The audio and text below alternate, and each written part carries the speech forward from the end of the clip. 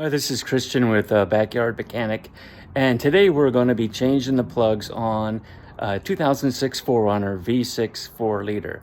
And I'm going to attempt to show you some tips and tricks that I've learned while changing out the plugs and some ideas as well. So stay tuned and we'll get the job done. To take the cover off, you're going to need a 10mm either offset or driver and associated socket. I used a 1/4-inch drive and a 10mm socket, I think it is. I didn't use the open end wrench, but these offsets are beautiful for taking those nuts off as well. Just to talk briefly about the spark plugs that I'm going to be replacing out. These are the NGK Iridiums. From what I gather, they're a great spark plug. They came pre-gapped, but let me tell you, one was not. And I don't understand why, but I had to gap the one that was slightly off. I think they all pre-gapped at 0.041 inches, but don't hold me to that. Always check them before you insert your spark plug. It's just a great idea. I wouldn't do it without it. Anyway, to take that sparking plug off, you're going to need a driver. In this case, it's a 3/8 inch, 12-inch extension, and a 5/8 inch spark plug socket. I did tape. You want to, I wouldn't do it without it. You want to tape down the socket to your extension very thoroughly with some electrical tape so that you don't lose that socket down the well of the spark plug. If that happens, it's going to be a real challenge to get it out. I've done it before. I don't want to repeat it. So I always, when dealing with deep wells with spark plugs, I always tape it down thoroughly with some electrical tape. It's cheap compared to the time you would spend digging out a spark plug out of a spark plug well.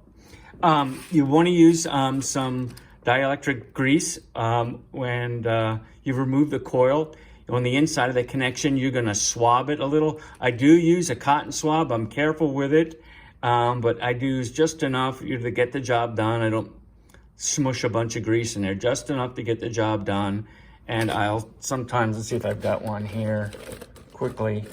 I don't, but I use a cotton swab to apply dielectric grease to the inside of the coil. Just to let you know, dielectric grease is a silicone-based grease. It doesn't harden with high temperatures. Ordinary silicone grease can harden. I've never seen it, but that's what they promote the difference to be between dielectric and normal silicone grease. But that runs about $5 at your neighborhood auto store. I used grease to grease the threads of the spark plug. NEC's is the best way to go. I didn't have it, but I just used normal grease to just lightly thread those spark plugs. It works fine. I've been doing this for about 40 years, so it's never been an issue with me, ever. Some of you folks out there may differ, but I've never had a problem in 40 years of pulling plugs. And then last but not least, you are going to need some type of pinching pliers. It doesn't have to be these, adjustable locking pliers that I've got here. You can use any type of pinching pliers because you've got to remove those connections, electrical connections to the coil, and they can be a real challenge. Your fingers don't always apply enough pressure, especially if those connections have been built up with grease and grime that don't allow you to depress those connections as fully. So I had to use pliers on one of them. I think it's number 4. But it worked, and it worked like a charm, so I thought I'd pass that on to you. Well, that's about it. Safety wear always comes first. I do wear glasses when I'm working on an engine, and I do wear those mechanics gloves. Where did I put those? I do wear these. These are awesome. We can get these at Harbor Freight for like nothing, but they do make a difference. It keeps your hands clean. The vinyl gloves that a lot of people wear, to me, I can't get the tactile feel for a lot of the smaller nuts and bolts. Maybe I've lost some sensory capabilities in my hands. I doubt it, but I'm not real big on those. I'd rather wear these and then take them off when needed if I've got to back off something that needs the real fine dexterity of the human hand without, you know, some vinyl or silicone between it. So this is what it needs. We'll go back to the car, but this is basically the tools I need to take off those sparking plugs. Okay. And I'm changing out the plugs.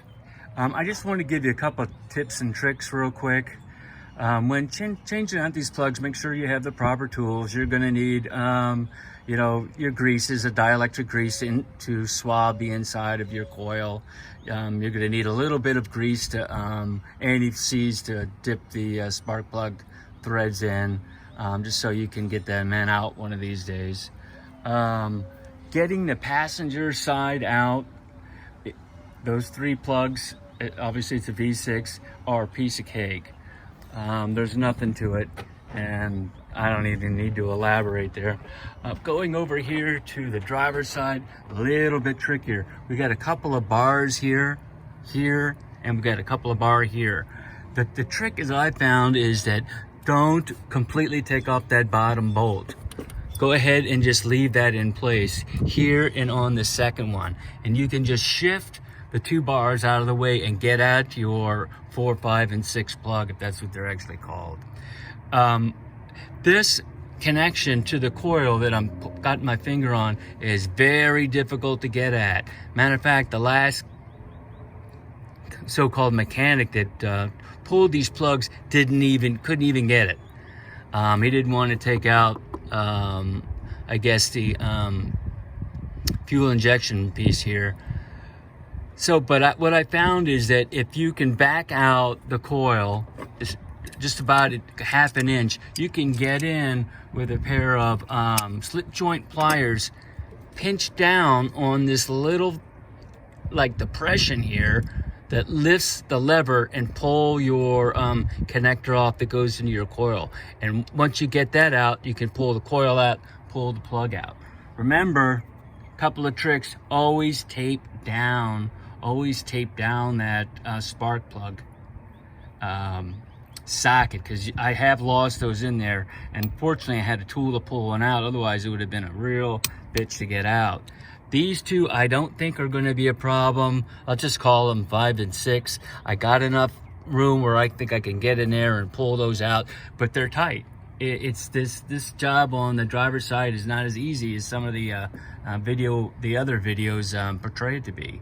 So those are a couple of tricks I wanted to give you. Just leave those bottom bolts in, push the bars out of the way, always have your greases, do a good job of lubricating the coil and to the tip of your spark plug, so it'll easily close into that gap. Make sure nothing falls into your holes, into your piston. That would be a real bummer. And again, on the passenger side, it's so easy, it's self-explanatory. It's not even worth going into. It's really just 2 bolts, pull that hood out, you pull the air cleaner off. That goes just like, it's just 2 spring clamps and you're done. And you can easily get at all 3 of those spark plugs. So that's it. Those are the tips you're gonna need. You're gonna need a pair of slip joint pliers because your fingers are not gonna have the strength. You just don't have the room to pull that connection off the coil.